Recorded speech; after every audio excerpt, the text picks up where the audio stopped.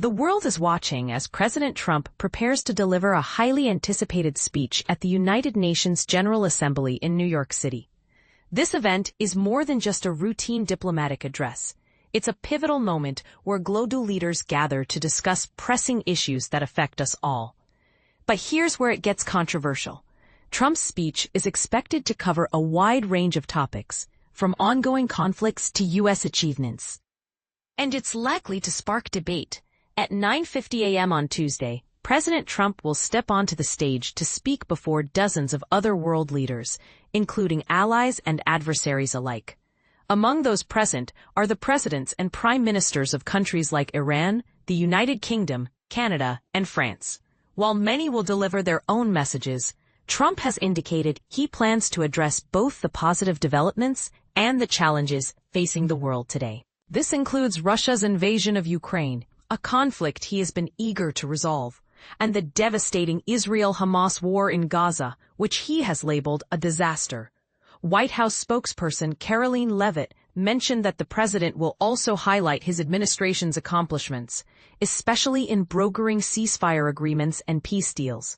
Interestingly, some U.S. allies, such as the UK, Canada, and France, are expected to recognize a Palestinian state during these sessions, a move that the U.S. and Israel have strongly opposed.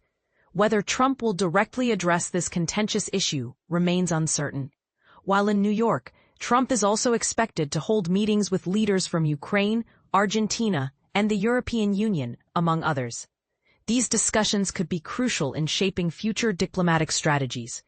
Meanwhile, some voices in U.S. politics are dismissing the significance of certain diplomatic efforts. For example, Senator Marco Rubio recently called the push by some U.S. allies to recognize Palestine at the UN irrelevant as long as the war continues. He argued that such moves are more about political posturing than real progress, and he emphasized that the window to end the Gaza conflict is still open, an opportunity he believes President Trump is uniquely positioned to seize.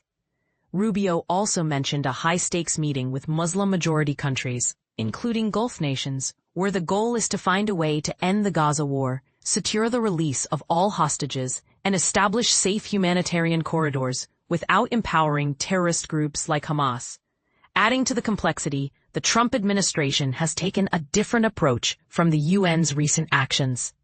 The U.S. has withdrawn from several UN agencies, including the Human Rights Council and the World Health Organization, citing disagreements over their policies and approaches, especially regarding Israel and global health initiatives. These moves reflect a broader shift in U.S. foreign policy, emphasizing skepticism of multilateral institutions. The ongoing Ukraine conflict remains a major concern. Ukrainian President Volodymyr Zelensky is in New York to rally support. While Trump has expressed frustration over the war's persistence, claiming he could have resolved it quickly if he were still in office, Trump's past statements suggest he believed his personal relationship with Vladimir Putin could have facilitated a swift peace, but reality has proven more complicated. In addition, the situation with Russian drones entering Polish airspace may be addressed by Polish President Karol Nawrocki during his UN speech, as tensions in the region remain high.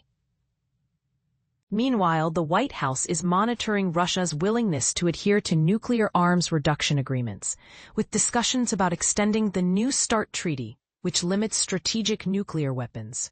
Security concerns are also front and center.